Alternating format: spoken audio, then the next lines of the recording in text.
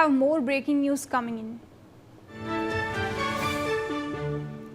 US Treasury Secretary Scott Bessent has now announced that what he described as economic D-Day against Iran, signaling a major escalation in Washington's campaign to isolate Tehran financially. Now, in a statement, Bessent said that the Trump administration had created the conditions to deploy, quote-unquote, every agency, every authority and action that many had previously believed Washington would never use.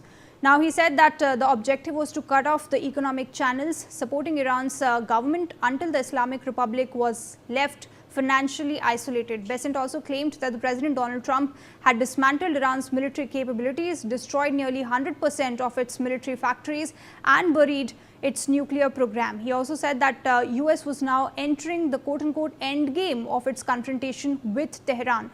So, Pragati, a strong statement coming in from this time from US Treasury Secretary Scott Bessent, who is now, of course, reiterating what Donald Trump has essentially earlier said, that Iran is going to be defeated economically, and of course continues with the claims that the military has been completely wiped out. Do tell us the details of this.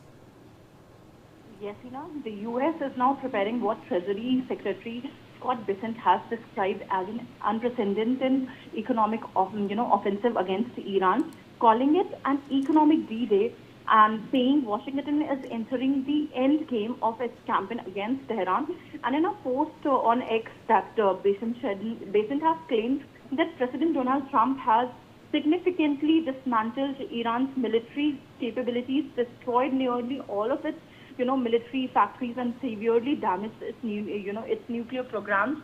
He then announced that the next phase would shift the focus from military action to economic warfare. And Bessent said that the US would use the full range of its economic powers to target the financial networks and economic lifelines that continue to sustain the Iranian government. He warned countries and businesses that continue dealing with Tehran that they could face the consequences of challenging, Washington. The objective, according to Bessent, is straightforward: isolate Iran economically and increase the pressure on the government in Tehran until it is left with limited financial and economic options.